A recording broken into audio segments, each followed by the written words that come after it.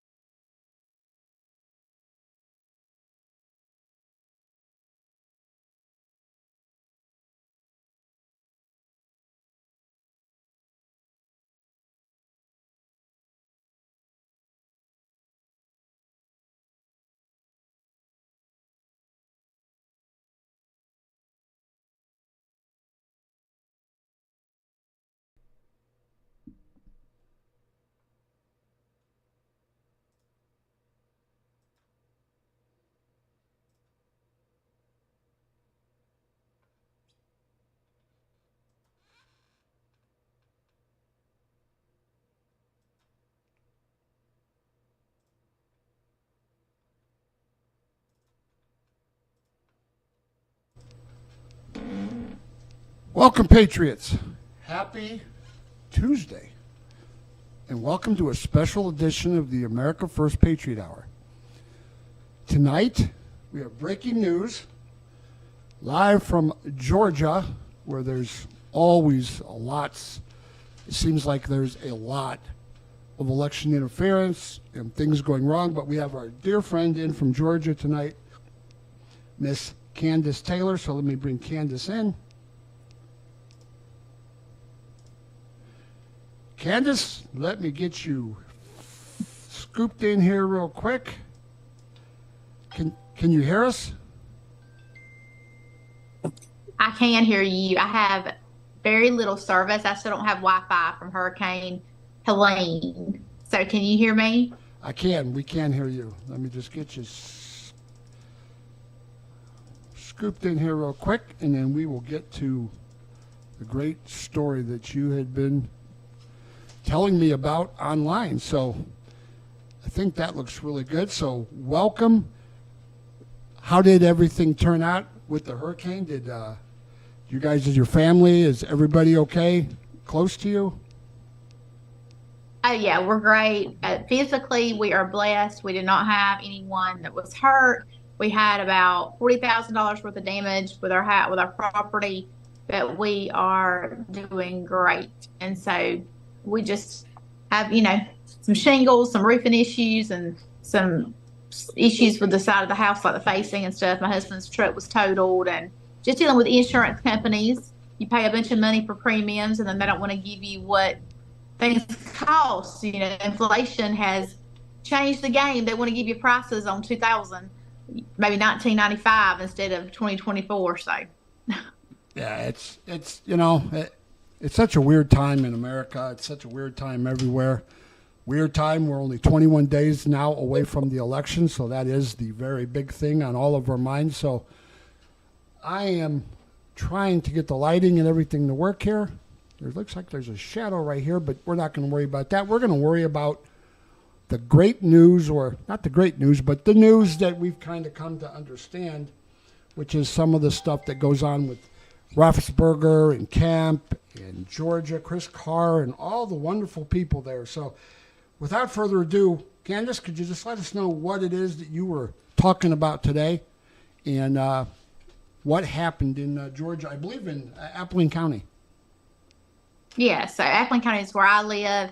And actually, I just was commenting on applying pressure in Georgia to all 159 counties and the fact that we are going to be watching very closely. We have poll watchers all over the state of Georgia that are patriots just like me and you that have been getting involved in the process for the past 4 years after our state was stolen from us in 2020.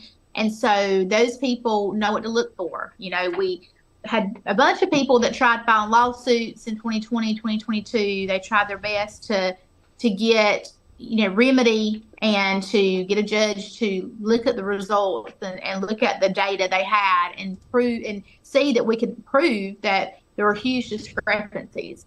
And judges would dismiss it with lack of standing, or they would dismiss it before they even could hear the evidence. And so it's very frustrating for a lot of people in Georgia that were pulling these open records and they were seeing this massive amount of number differences between the different ORRs and the different results. And so throughout that process, we learned how the Dominion system works. We learned how the reports read and what's required for each phase of the election process, and what you actually can pull like a digital footprint and see what the election supervisor is doing when they enter their master code and they have to override the system to print tabulators, which would print results. And we know the Georgia code and what they're allowed to print or not print, and when they can actually, move the card that would have all the votes on it during early voting, if they can move it from one machine to the next, what has to happen, what has to be done. And so there's just a lot of things that we did not have a clue about in Georgia with this Dominion system that now we do know. We do know how it works. We do know how it functions. And so, at first everybody was like, oh, Dominion, Dominion, Dominion. And they were, just going off about the system. And I think, Dominion sued people and they won, because it was like they were being thrown under the bus. In reality, any system could be fraudulent. Any data system could be fraudulent if the people running it don't know what they're doing, or they use the system to calculate the results they want, right? So if you have people running a system and they want to be nefarious, or they want to do things shady or not on the up and up, then they can do that with any electronic system. And so that's what I think happened. I think that we had some bad actors across the state of Georgia in different places that were doing different things. And I think at first we blamed this voting system like it has a mind of its own and it can just do whatever it wants to do. No, there are people who do bad things, and there are people who choose to move things around that shouldn't. And so basically what I've been doing on social media is trying to show everybody that they do have the power and they can hold accountable every single county across the country. But in Georgia, the system's not hard, it's not difficult, and we know what reports to pull. So I was talking about that, and somebody commented and said, I was saying, let's talk about everything illegal that has happened in the Georgia Secretary of State's office. Let's talk about Brad Raffensperger. Let's talk about Jordan Fuchs. Let's talk about Gabriel Sterling. And I gave an example of each one of them that had done that had happened that was illegal or breaking rules or nefarious. And so then people started commenting under my post with different things that they had seen. And so when someone posted about Fulton County's water leak, it triggered me, reminded me that I had found out about Appling County's water leak. I didn't know about that until the end of May of 2024. And I found out that actually on Halloween night, on Saturday before voting started, for the 2020 election, the election supervisor in Appling County came back to town. She lives 15 miles out in the country. She came back to town because she forgot her phone charger, which actually makes no sense because she has a store right near her house, but she drove all the way back to town for a phone charger. And just so happened that it was ankle deep in water from a water fountain that when I talked to the lady who cleaned up the water, she said it looked like someone had kicked the pipe on the water fountain loose and water had gone everywhere. But anyway, one of the candidates for sheriff was called and told there was a U-Haul truck pulled up to the elections office and he wanted to get up there. So he did, and they were actually loading the voting machines into this U-Haul. And he asked them to please take them to the sheriff's office to put them under surveillance because they had early votes on them. And the election supervisor told him no, she was responsible for the votes and they were going to her house. So she loaded all the voting equipment up, took it on a U-Haul to her home 15 miles out in the country and kept it there. So you're talking about every early vote from Appling County was disenfranchised during the 2020 general election. And we questioned her about this in an election board meeting. And she said that she did, in fact, do that. And she was commended by the Secretary of State. So we owe her how she was commended and she couldn't produce it. So this is Shonda Carter, correct? That's correct. Okay, so she gets commended for bringing all the, and the water, I guess the water leak is a whole different problem, right? So it's kind of mysterious how all of a sudden we have this water leak. And then she has to move this stuff. The sheriff says, move it to my office so that it's under lock and key. And she takes it to her house 15 miles away, and she gets commended by the Secretary of State, who's still currently Georgia's Secretary of State. So Kandiss told me actually the sheriff candidate. Okay, the sheriff candidate said asked to move it. So not the sheriff, but a sheriff for a candidate for sheriff, which was interesting because even the candidate for sheriff wanted them moved to the sheriff's office because he trusted that surveillance. So I guess any way you look at this is pretty nefarious. There's a reason why they took it there. Do you know what kind of volume goes through that county, Kandiss, or what type of impact that would possibly have?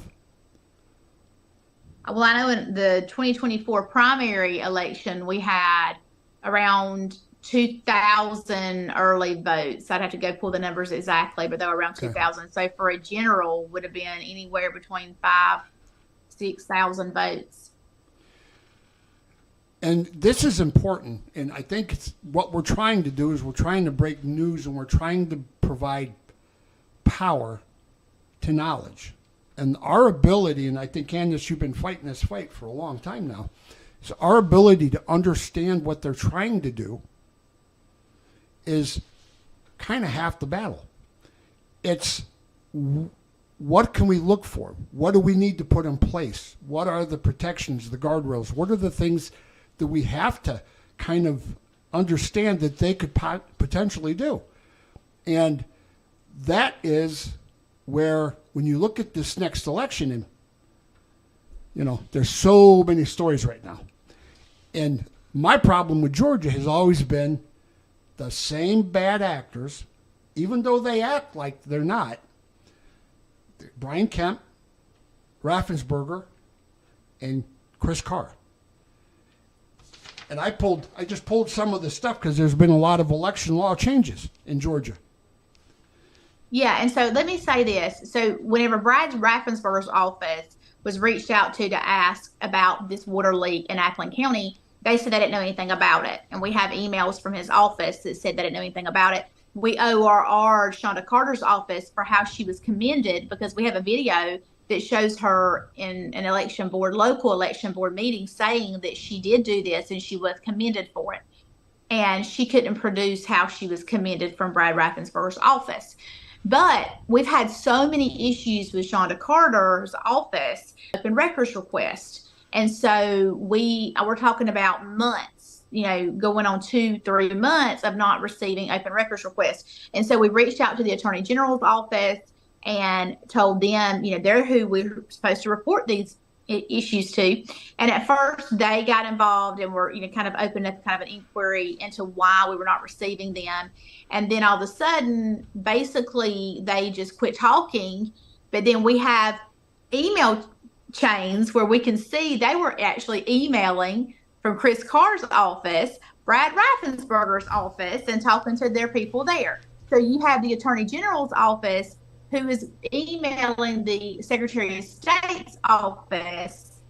And so therefore they won't hold them accountable because they're all buddies.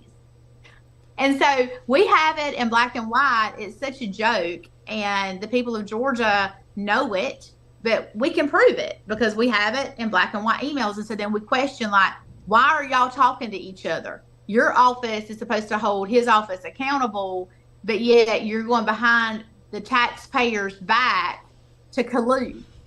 We're paying you our taxpayer money, and you're back and forth covering for each other.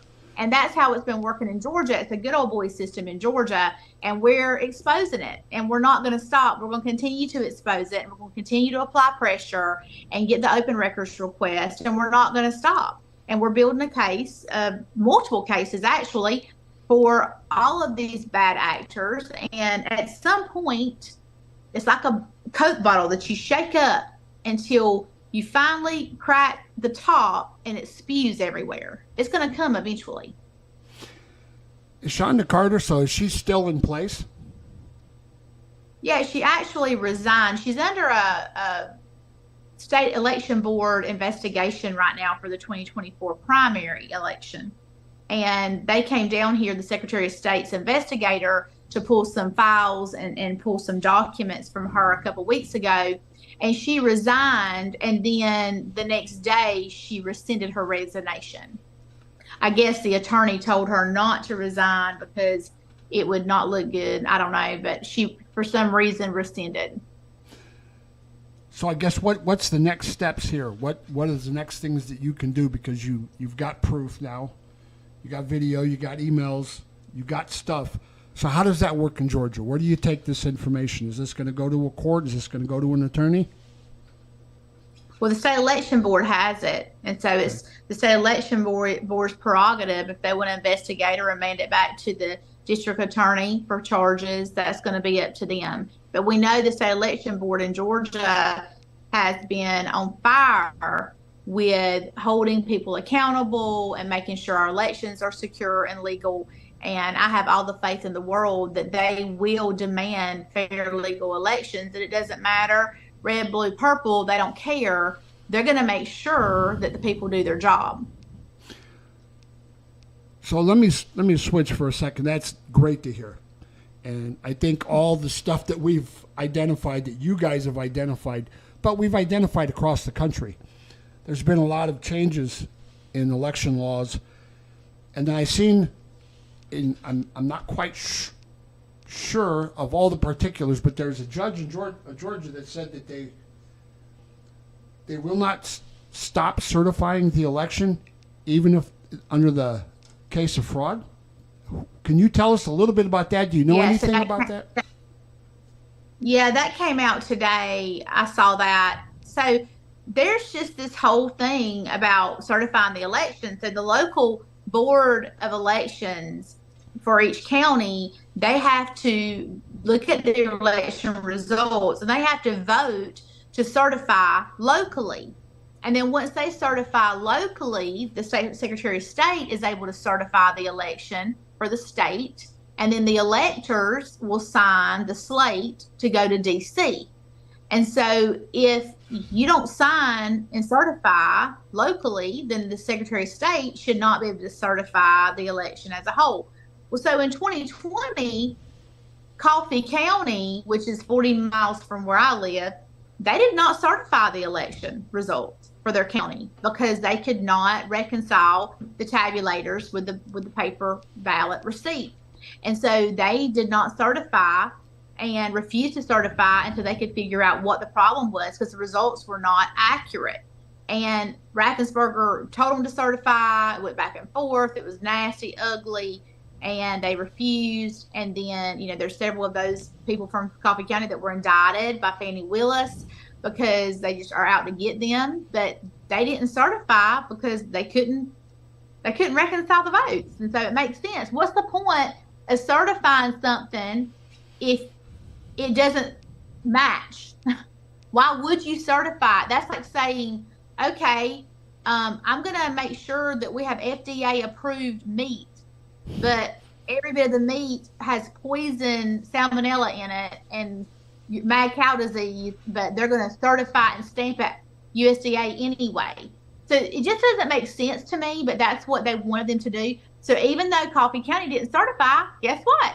Brad Raffensperger certified Georgia anyway for Joe Biden and sent the slate of electors that were Democrats to D.C. instead of sending the Republican slate because he refused to actually count the ballots and make sure they reconciled. And so it's just more of that same mentality. And the election board, has some questions about the certification process and making sure that the election board has adequate time to look at the results and feel confident that the tabulator tapes match the paper ballot receipts and that they are confident that what the election results they are sending through are accurate.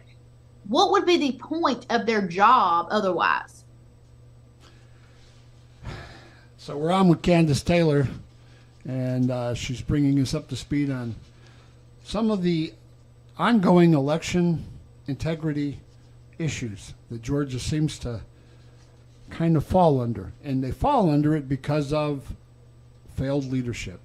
So I saw they passed the law in Georgia where they're going to have to count the ballots by hand. But I hear Raffensperger and Chris Carr are trying to sue to get that changed in court. They're trying to say that that's going to be unlawful. It will take too long for the votes to be tabulated. Therefore, as Chris Carr said, it would be unlawful. And Raffensperger said he agreed. So Georgia has passed those laws. Do you have any update? You know what? Chris Carr also called me an anti-Semite because he's a liar. And I've never in my life said anything against the Jewish people. My savior, my everything is Jesus Christ, and he is Jewish. And so he called me an anti-Semite. So I have zero respect for Chris Carr because he's a liar. He lied through his teeth to the AJC just a few weeks ago and called me an anti-Semite and said that I needed to be removed basically from leadership in the Republican Party based on a lie. So if Chris thinks that I should be removed from leadership for 15 counties who voted for me to represent them, then he has no respect for the election process. He has no respect for the truth because he wants me to be removed based on a lie. Because he doesn't like that I hold him accountable and that I don't kiss his butt and that I say the things that he does wrong, I call them out. And I'm going to continue to do that because he's a liar. He is, it's hard to fathom. So even when you pass laws, they're now trying to work against them. So I'm going to read something real quick. Do you have a couple minutes, Kandiss, or are you short on time? Sure. So over the summer, the Republican-controlled state election board passed a rule requiring all ballots to be hand-counted on election night. So prompting immediate legal challenges and pushback from both major parties. Well, I can imagine the Republican Party isn't really pushing back, but it says that Georgia attorney... But see, Leo, they are, because Raffensperger and Carr are Republican. And they're the ones pushing in back. name only, right? They're in name only. Yeah, they're fake. Yeah. But I want to say that this, let me clarify one thing about this rule change. So it wasn't, it's the law that they're supposed to reconcile ballots. Like, that's a thing. So all the rule did was reiterate what they're already supposed to do by Georgia code. So they're not counting the paper ballot receipts like, say, we're in Fulton County, and we're counting that 500 votes went to Kamala Harris and 2 million votes go to Donald Trump. That's not what we're counting. Mm-hmm. We're counting that 2,500,000 votes were cast in Fulton County, and 2,500,000 votes have a paper receipt that matches that total number to the number on the tabulator. Does that make sense? So they're not doing a hand count where they're counting the actual votes of who goes to what. All they're doing is counting the pieces of paper and make sure that that paper matches that number on that counter of that tabulator. So most counties do this already. But this is the issue.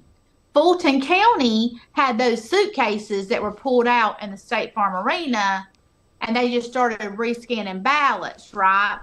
Mm-hmm. So this would prevent something like that from happening, because they can't just rescan the ballots they like. They can't say, oh, I like this stack of ballots that votes for Kamala Harris, so I'm just going to rescan them and rescan them and rescan them and rescan them and jack this tabulator up as high as I can, that I'm not going to have the paper to back it up.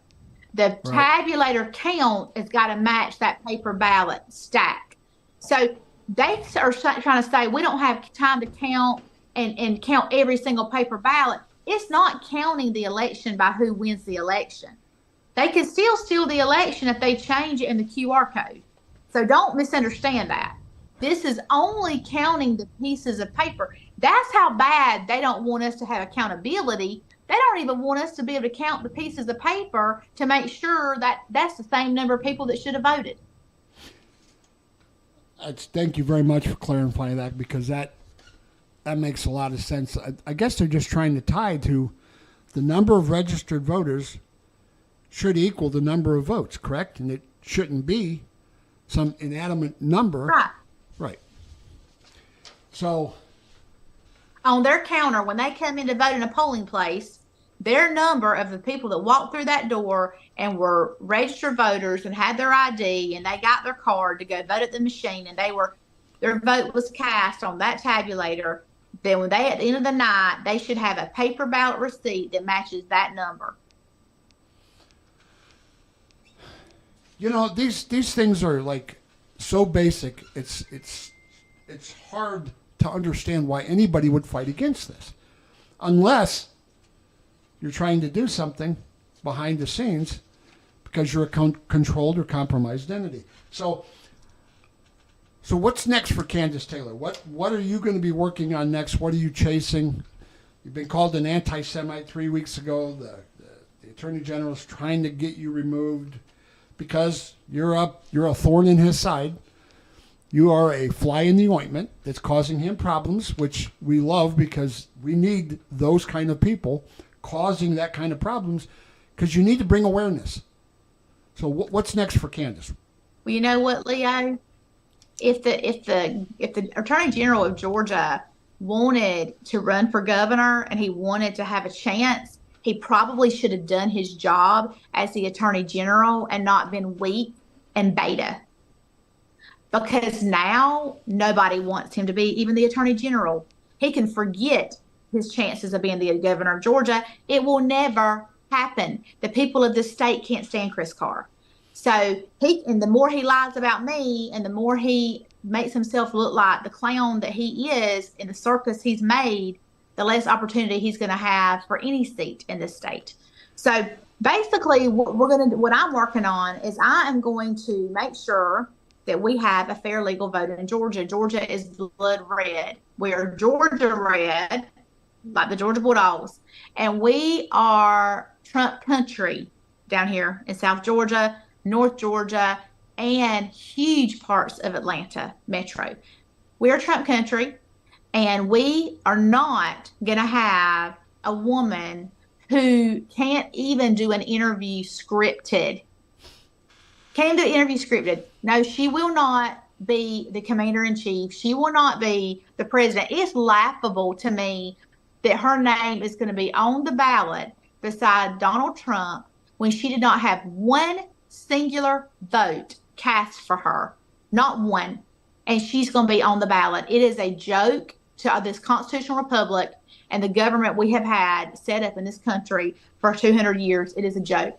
So I'm going to do everything in my power. I can't control the country, but I can surely work on the state of Georgia. And I'm going to do everything that I can to hold their feet to the fire and apply pressure and make sure they know if they try anything nefarious, we're going to catch them red-handed. And we're not going to file little lawsuits that are civil that's going to take 2 years.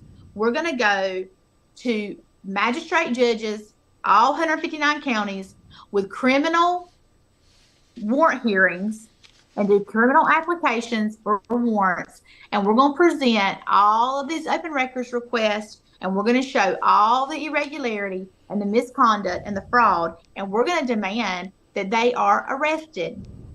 So they better not cheat this time. So, you know, it's like they're running this, I call it the massive media psyop, because that is the campaign. Kamala Harris doesn't deserve anything. I mean, she, 3% when she ran for the Democrat, to be the Democrat nominee. She's the first one knocked out. She's the most unliked, unpopular, no primary vote. I heard today Biden and Pelosi haven't talked since Pelosi pushed Biden out the door. Biden hates Harris. It's like a reality TV show, what's going on in the government. And here's Trump working hard. The enthusiasm is greater today. What did you guys do early voting? It looked really, really good earlier today, correct? We did 123% higher than 2020's first day of early voting record, which was a record in Georgia. We over doubled that. And so the people in Georgia are turning out, and they're turning out huge because they're proving a point that you will not cheat us again. You know, and it's the people that is going to make the difference this time. And I've been saying all along, and I told you back when I talked with you, that Trump would win plus 300 electoral, and he probably wouldn't a popular vote because she's about as dog candidate as you're going to get. And I've said from day one, she's a throwaway candidate. The only white liberal women are ruining this country, and white liberal women will Kamala, but black.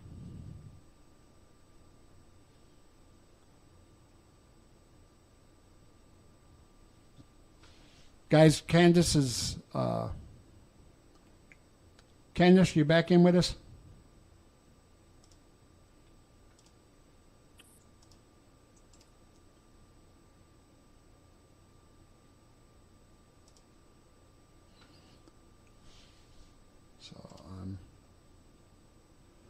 So Kandiss has a tough internet connection ever since the hurricane and all the stuff that they've went through down there. And I do. I'm so sorry, Leo. Nope, you're back. Excellent. Thank you for having me on. I have no Wi-Fi. Well, I thought it was important, even with whatever limited Wi-Fi that we have available or whatever internet that you're utilizing, to have you on, because even though stuff happens 4 years ago, Kandiss, it's important because we have to make the people aware of what these people are trying to do. And the more we know, the less they're going to try, because this time, Trump is going to put them in prison. So any final comments before you got to jump off? I just want to tell everybody to not be discouraged, be encouraged. We're down here in a war zone, had, just total demolishment of everything with the hurricane. And we still are optimistic, and we're turning out to vote in record number. We had 450 show up today. In my small county, usually we have 125.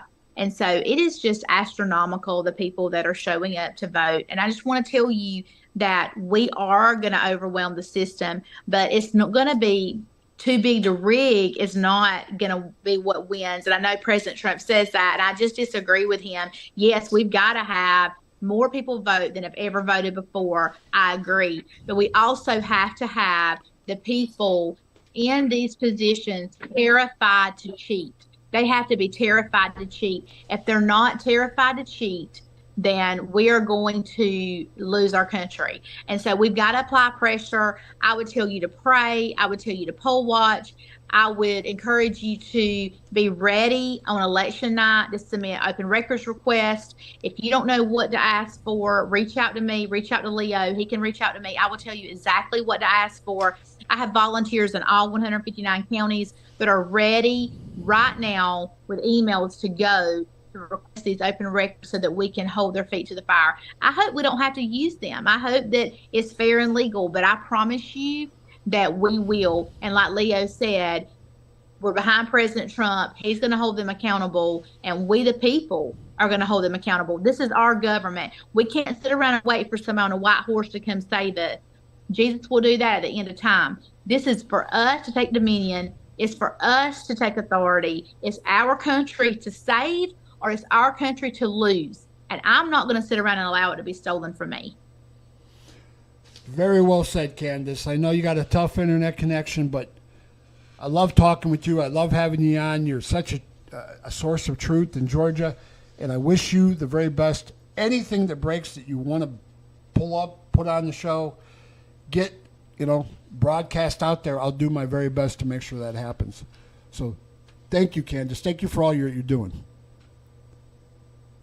Thank you, Leo. Talk to you soon. All right. Have a good night. Kandiss Taylor. And just what a phenomenal lady. If you understand her story and you understand her background. Ran for governor 2022. She has her podcast, the host of Jesus, Guns, and Babies. You hear her talking about white liberal women. So I call them liberal white women, the epidemic. But what's funny and what's amazing to me is you are seeing the black Americans and Hispanic Americans all in one voice, basically saying, yeah, no, we're done. This is too much. This is enough. We're not going to put up with this stuff anymore. We're not going to deal with this. We're sick and tired of being taken for granted. We're sick and tired of being treated like we're being treated. It's just ridiculous. It's ridiculous what our country has had to come to. But as you can see by someone like Kandiss, she's fighting hard every single day. She's called an anti-Semite by the Attorney General, Chris Carr. The bad players are the bad players there. And they continue to be the bad actors, the people that allow this type of stuff to happen. And this stuff happens, why? Because of weak people, weak leaders. It happens because there's not somebody there who can say stop. No more. Too many people are compromised. And I said it earlier tonight. The media, D.C., 90% of D.C., 90% of the Republican Party. There is no opposition party. We are the opposition. American people, American voters. We're the opposition. That's why Pollmarket has Trump up by 16 points. That's why she won't go on interviews. Like Trump's interview today, talking about the financial with that. You get all these people, they think they're going to, throw a curveball. They think they're going to hurt Trump. They think they're going to be the one that's going to stop him. And now J.D. Vance. And it doesn't work because wisdom and knowledge goes a long way. When you have the ability to talk your way through and stop some of the issues, some of the things that's taking place, well, that's how we become successful. That's how we win. And every little thing I believe needs to be highlighted. And my show, my little show, is me just trying to identify real truth and things that are taking place that I think is important. 2020, long time ago. She's still there. Raffensperger is still there. Chris Carr is still there. Brian Kemp is still there. He does photo ops with Trump. See, a lot of Republicans do that. You see a lot of our Republicans now that are in tight races, like Ted Cruz. He's broadcasting Trump, endorsing Trump. These people, a lot of them they wouldn't be reelected if it wasn't for Trump. Not because I think they're lousy, but just because the Republican Party as a whole has been cast in a very poor light because they have not stood strong. They have not been there to protect and oppose the Democrats. We have all this problem about amnesty and illegals, and she's talking about reparations. She's talking about everything that will bankrupt and basically kill America. And the Republicans funded it all. And every time I try to make sense of everything, every time I try to better understand everything that's going on, I think to myself, but they funded it all.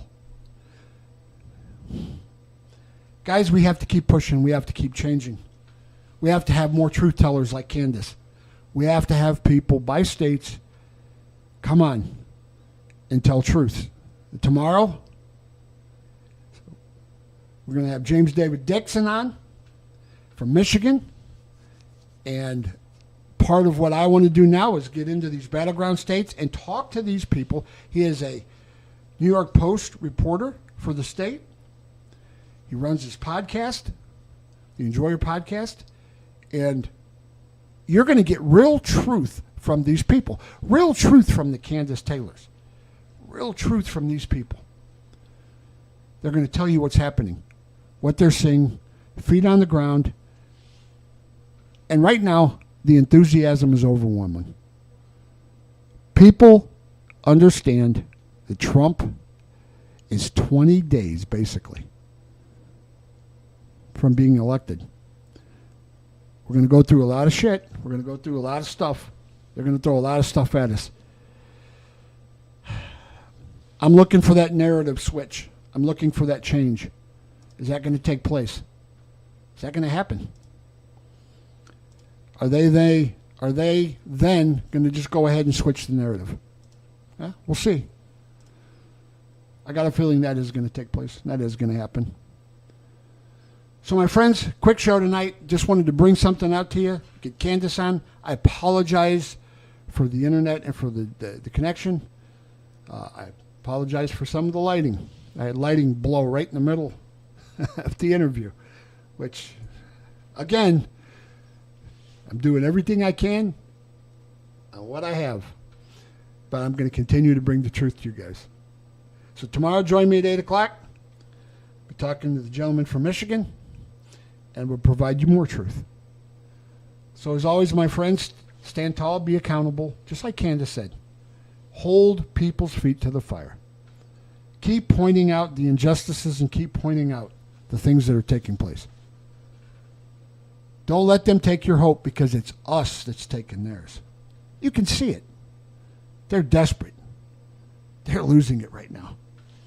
They know they're 20 days away from losing in a historically bad way, at least in my mind. So make sure you guys continue to fight the fight.